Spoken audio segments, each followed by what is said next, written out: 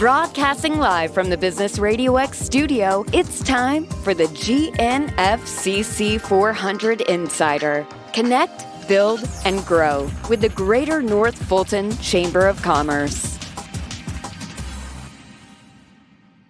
Hello and welcome to the Gnfcc 400 Insider, the monthly radio show and podcast presented by the Greater North Fulton Chamber. I'm Callie Boatright, President and CEO of the Chamber, and today I'm thrilled to have Trevor Ralph, Vice President of Operations at Live Nation Entertainment with us. We're going to chat a little bit about how the concert entertainment industry really boosts tourism here in North Fulton, specifically our very own Ameris Bank Amphitheatre. How are you, Trevor? Welcome to the studio. Thank you. Great to be here. We appreciate everything that you do and, of course, taking time to be with us today. I always like to start with my guests with just asking a little bit about their background. And we find that some have traveled like a straight and narrow route that you knew exactly where they were going. And for some of us, like myself, you would have had no idea along the way where they were going to end up. But I'd love to hear a little bit about your background and, of course, about your role at Live Nation now and how you got there. Great. I appreciate it. Thanks for having me. My route was actually very straight, but purely accidental. So I graduated with a degree in marketing from the University of Colorado and had been working in a record store pretty much all through college. And that led me directly into the music business and ended up moving right after graduation to Cleveland, Ohio. And started working for a local promoter there who was bought out by Clear Channel Entertainment, which of course became Live Nation. So that got me into that world. That was 1998, and I almost immediately jumped into the construction of and operating of amphitheaters, which was an accident. They needed someone to lead the project, and I think I was the only person that didn't step backwards when they asked for someone to do it. But it led to me to a career where that was my specialty. I was there for several years, moved to Northern California, opened another amphitheater outside of Sacramento, worked for Live Nation all up and down the West Coast. And then about 2007, I got contacted by an old peer of mine who said, hey, the Atlanta Symphony Orchestra is looking to open an amphitheater in Alpharetta. Would you be interested? And I said, where's Alpharetta? It's fair. Yeah. In 2007, it was fair. In 2007. Yeah. Ended up coming out, and it moved really fast. Loved the area, loved the opportunity to really start something from scratch and have really put my personal imprint on the business. And so we did. We opened in 2008, been here ever since. 2016, of course, Live Nation entered into a lease agreement with the Symphony, who does still own the property to this day. And so they brought me back. So I came back to the family, back into Live Nation, and still there now. I'm so glad that you are. And of course, I want to make sure everybody knows Trevor also serves on my board at the Greater North Fulton Chamber, but is highly engaged in the community. We're going to talk a little bit about that. So Trevor, this is your baby, right? You helped birth and then bring it along as it's come along. Of anybody that we could talk to about this, you certainly have the intel to be able to share with us. And like I said, I really appreciate you being here. No problem. I love to say it was a muddy hole in the ground when I got here. That's lovely. So, there's imagery. I feel very connected to this place. Oh my gosh. And I have to say, and I'm sure you know this very well, 2007, a couple of things happened financially in the world that yes. I'm so glad that it was already started by the time that all that happened and felt or followed through, because that could have gone a lot of different ways. It sure could have, yes. Very good. I would imagine, just guessing, that since opening, it has increased in attendance and numbers. I'm curious if you could maybe just talk about attendance numbers with us, just to paint a picture of how big the impact is now from Ameris. And I don't know historically if you can share that, but certainly where we are today. Sure, yeah. The business, in again, it's a bit of an accidental, great timing. We opened at about a time where our industry really took off. Mm-hmm. So we've seen typically, we probably average 250,000 to 350,000 attendees a year through the amphitheater. We've seen that number steadily grow. 2019 was our biggest year by far. And then, of course, 2020 would have been. And then coming back from that period, we've seen, again, increasing growth to the point where we're expecting around 500,000 people to come through the amphitheater this summer, which gives us about 4 million, just over 4 million people since we opened in 2008. as someone who has been to the theater this summer, I think you're going to hit that mark. It feels like it. It does. Yeah. Everybody really wants to be out and attending these things, and nobody wants to talk about 2020. So we just aren't going to talk about it. It didn't happen. That's right. It just never happened. I think it's interesting though, because talking about people attending, before I was here at the Chamber, and I've been here for 6 years, in the 10 years preceding that, or the time that Ameris Amphitheatre, then of course with a different name, was open, that used to be like my weekend staycation, if you will. And so several times a year, we would get tickets to shows up here. We would come up, have dinner, trade off kid care with our friends so that we would take another weekend, they'd take this weekend. But it worked out so lovely because we could really expand and enjoy the whole weekend with a night out and spending a night in one of the hotels locally, brunch, and then of course shopping, because you are in Alpharetta, so the whole region is rife with it. Talking about that and economics of everything that goes on, and I am going to use COVID as a sort of a level set. So you work with the board of the Convention and Visitors Bureau as well, obviously, and obviously very important part of that. If you look at before and after COVID, can you maybe talk about how the concert landscape has shifted? Have there been major changes to operations or even community support that you've seen before and after? Yeah, absolutely. I think, as I mentioned, 2019 was a huge year for us. And so we certainly saw that the industry was on a rise. And I think taking the break in 2020 allowed us to do a couple of things. One, we could really work on our business in a way that we just don't have time to normally. And I think a lot of companies talk about that, the ones that were able to. Our company was super supportive. We were really able to continue to work and to plan. And it really prepared us in a way for the incredible growth of the business in 2021 that we just wouldn't have probably been ready for otherwise. Obviously, you hear about it a lot, but I can say from the first-hand experience that it's absolutely true that people came out of that period just with a massive desire for live experiences and unique experiences. And we just saw incredible demand. We also saw incredible supply on the artist side because they had the same experience, sitting home for a year, not being able to tour. In many cases where touring is most or all of an artist's income, like everyone else, they really needed that work. And because the supply and demand both met together, we saw just an incredible amount of growth and support. Ticket sales, obviously, but just all of it. People coming to the shows, buying the T-shirts, supporting the artists, doing multiple things. And then just the general cultural vibe of there's very few things in our world that are so unique as a live event experience. You can go to multiple shows on the same tour and have a different experience each night. And each of the 12,000 people that come to the same show have a different experience. And in this world that we live in, I think that those are really deep and almost spiritual experiences that you can't really get anywhere else. And so that's only increased. We've seen that demand has not really satiated. It almost feels like a cultural shift. Yeah. Not that it didn't exist before, but I think the importance of those experiences coming out of that period are stronger than they were prior to it. Oh, I agree. I think we're seeing that with certainly experiences, live entertainment, and travel.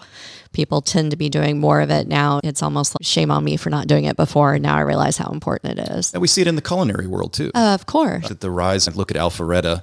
And again, in 2007, it was downtown. It was Smoke Jack. Yeah. That was about it. That was it. And people want those experiences too. And that's the same sort of vibe of unique, special, hard to create at home, hard to recreate on the internet or whatnot. Yeah, it's been great. That's awesome. And I'm glad it's not just my imagination, because it did seem like there was a greater number of concerts coming too. Absolutely. It's not just, hey, there's a limited number and we're all trying to get to see the same absolutely. We were actually coming out of 2020 into 21, seeing the number of concerts, number of events, and was actually concerned that we were going to have too much supply. But the demand was just incredible. I don't think anybody predicted that we could see that level.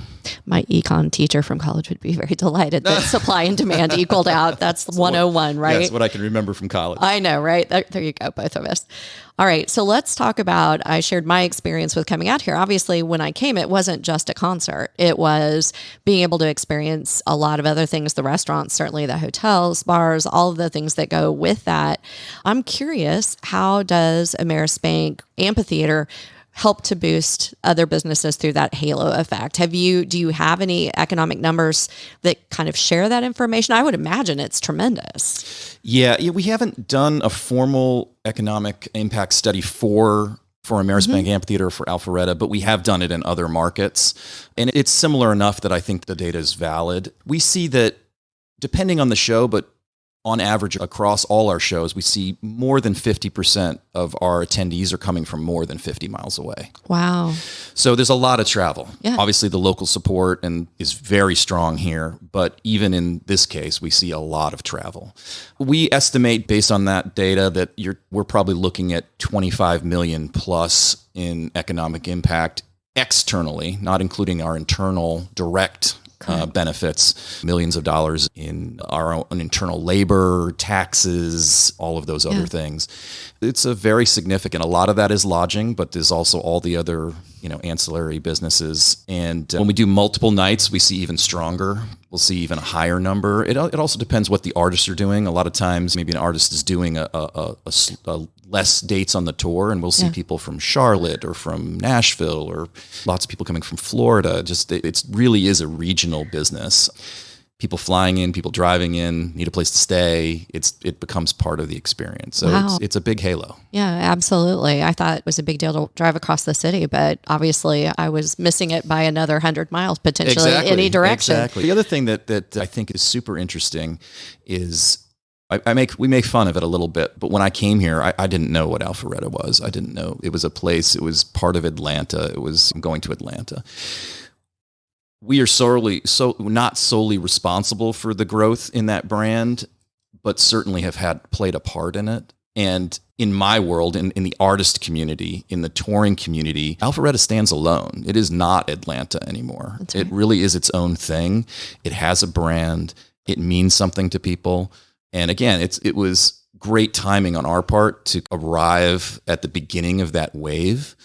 The growth in the area, the way we've developed, and not just Alpharetta, but all of North Fulton, it's just amazing to be part of it and to see what we've been able to create. But it really means something now that it really didn't 15 years ago.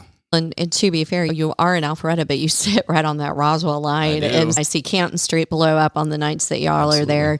Trying to go to dinner really within pick a 20-mile, 10-mile radius is difficult on those nights. Not impossible, but certainly does that. So the people here, clearly you're our venue, like ours, like you're my people. And so we're very excited to be here and be attending it. You said though, if half the people are coming 50 miles or more away, how do you all draw in those visitors from outside? Do you all have a separate marketing, or is it really just from all the tickets, and then the concerts really do some of the work themselves, right? The artists? They do. My background educationally was marketing, but I tell people all the time, I am so glad I'm not a marketer right now. It's a lot different now than when I was in marketing as well. You used to buy spots on radio, and then that would drive everything. Obviously, radio still has a great place, and on some genres, it's much stronger than others. But marketing is hard right now. That world is so segmented. But having said that, our research always, from the first days in the business for me, always said that the lion's share of people hear about shows from other people. Yeah, word of mouth. It's all the social network. And social media now. It is. Right? And now it's social media, but even before social media existed, most people in a survey would say that they learned about a show because their friend told them about the show. Yeah. And that friend learned about the show because someone else told them about the show. We could never quite figure out who the first person in that chain was. But it's the same now. It's the same now. Obviously, with social media, the artist's marketing arm is very important. We still sell more tickets through email than we do any other direct form of marketing, which is amazing since everyone thinks that to the younger generation, email doesn't exist and it's going away, which is clearly not the case. But from a marketing standpoint, direct marketing sells more tickets for us than anything else. I guess you're pointing out my generation then, because I get the emails. So. Yeah, so the parents are buying the tickets for the kids, maybe? That's so I don't know. It still works. But the word of mouth thing plays out because I know you and I were chatting just before the show, and you mentioned a show that I am really excited about, and I would not have eventually I would have known it, but I wouldn't have known it if I hadn't heard word of mouth. So you're exactly right. You can mention the show if you want. Oh my gosh, y'all! Nora Jones is coming, and I'm 100% not going to air the show until after. No, just joking. No, I'm very excited about that particular show. I'm excited about a ton of shows. We've got a group going to Earth, Wind, and Fire in Chicago. And so many great concerts. I can't even really this summer, for some reason, I cannot look at a week without seeing something I would want to go and attend. This season, I really like this season. Yeah. We really have something for everybody this year. Like sometimes you'll be pretty heavy in one genre or another, which is fine. This year, we just have something for everybody. If you're a classic rocker, if you're a hard rocker, if you're into country, if you're into pop, we literally have something for everybody this year. It's a great season. I'm very excited about this year. It is. Yeah. You definitely are hitting all of the high points, I think, for everybody. So I'm seeing that as well. So you're drawing all kinds of economics positively to the community in the form of tourism. Certainly the local people, you are a gathering place. And so I want to talk about that for a minute because I think it's important that we talk about how the amphitheater really is a gathering place for people who live, work, and play here, right? So as the North Fulton Chamber, obviously I'm laser focused on the North Fulton region and what we do for this region. And I can't say enough good things about the partnership that you and Live Nation have provided, certainly for the business community. And we've talked a little bit about how you support the business community, but also for our communities at all. My husband is a high school teacher. I know that high school graduations are there, but can you talk a little bit about what you do within the community, all of those things that you support and really are a gathering point for? Yeah, we certainly try to be. That was certainly the intent in opening the facility, was to make it that focal point. Graduations are terrific. We love doing them. We've been doing them since the very beginning. I was thinking about it when we were getting ready for this conversation, and it scared me a little bit that those first graduates that were the first graduating class through the amphitheater are now in their 30s. Don't say it. And I'm like, how did that happen? I'm not sure. We've hosted lots of types of events. Obviously, we're the home for Shamrockin' for the Cure for a long time. We've done all sorts of events. I've done weddings. I've done a funeral. We did an anniversary party for a couple that actually got engaged at a previous show. Oh my gosh. So we have a lot of fun with that. I'm really proud. One of the things I'm really proud about is our donation program. A lot of our concession stands are run by local groups. Oftentimes they are booster groups for sports or music for the high schools in the area.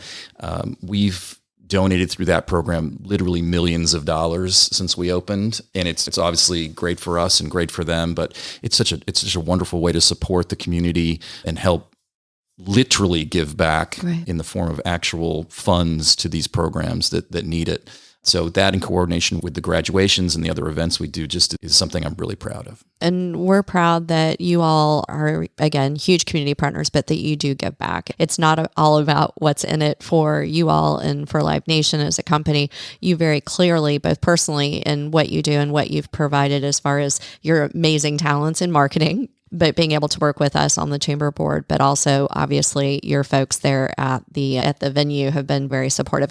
We're happy because we're able to have our summer soiree there, which started during the COVID, the thing that shall not be named. We were able to pivot and do something different there at a time that you all were not having concerts, and really that's continued, and it doesn't have to, and we know that, and so we know that's a partnership with y'all and how you support the business community, and we really appreciate that. We love it. We love hosting it, and we love doing all kinds of events and seeing different people come through. Yeah. Turns out I know we're your favorite because Ameris has got to be your favorite, and it's my show, so I'm going to say that.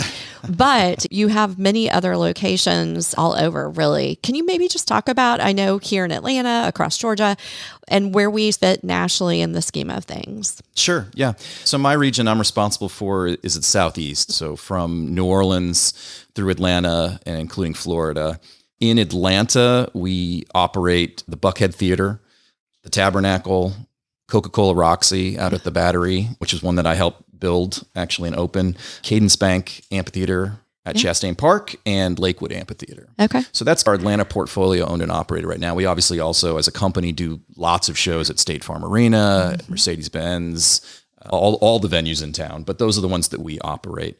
It's a really nice portfolio. We like that vertical orientation where we can have a band play as they come up. So starting at the Buckhead Theater with a smaller room and moving to the Tabernacle and moving to the Roxy, up into the amphitheaters to Chastain, maybe Alpharetta, maybe Lakewood. It just gives us the entire breadth of an artist's potential career. And it's just great to see artists move up. Each venue is very different, which is nice. Each has its own unique place. Each has its own unique magic.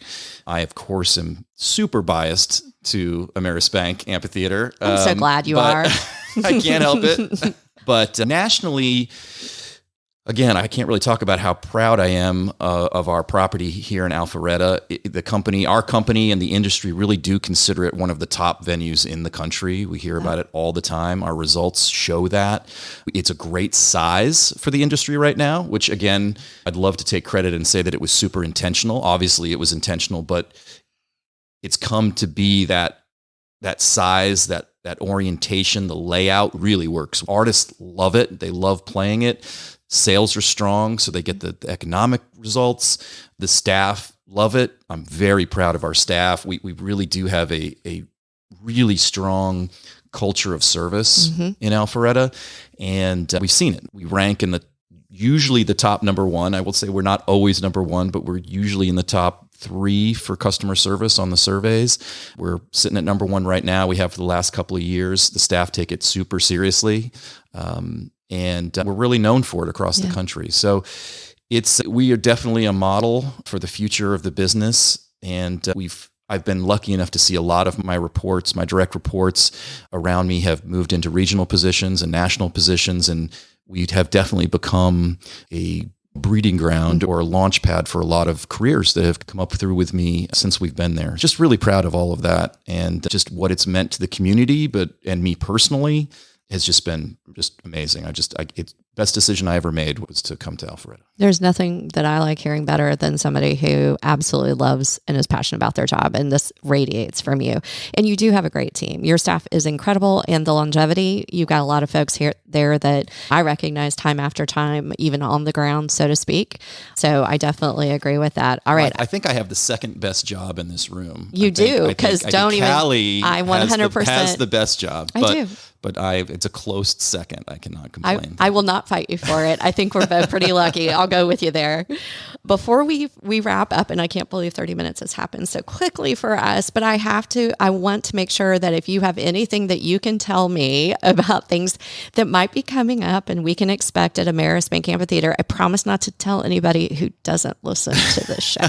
I said earlier, we have something for everyone. And this season already has been amazing for me. So many of the artists that have come through and people we haven't seen a lot in the past. And to see Neil Young do Cortez the Killer and Cinnamon Girl was incredible. That was like a career maker for me. Death Cab for Cutie is one of my favorites. Sammy Hagar show was incredible.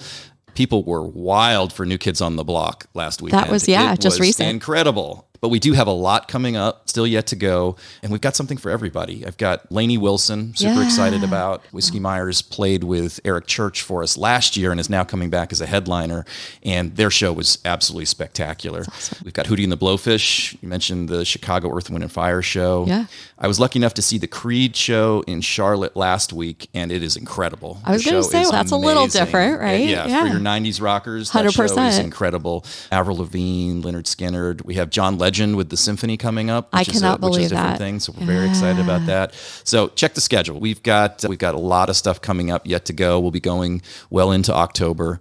And we're already starting to reset for 25. We'll see. Keep the upward trajectory going. We'll do everything that we can to make sure that we're part of making Ameris Bank, this region, successful. And you guys feed into a big part of that as we're launching and moving into this community branding for all of North Fulton. You guys are definitely a huge part of the story. And we're so proud of it. We just really are excited about all the new things that are happening at Ameris Bank with Live Nation and appreciate you being here and leading that charge, because I do think that your passion and excitement for what you do is what makes it very successful. That's me personally saying that, but I can see it and feel it, so I know that it's true. All right, so folks want to hear or want to know how to reach out to you, I will start with a caveat. This is not to get tickets. This is if you want to connect with Trevor. Trevor, how can my folks reach out and find you? Yeah, the best way to reach me is trevorralph@livenation.com. Send me a message. Happy to correspond. Generally, for the schedule or for what's going with us, you can always go to amerisbankamphitheatre.com or livenation.com and see what's happening with us. But shoot me a note. We'll see what we can do.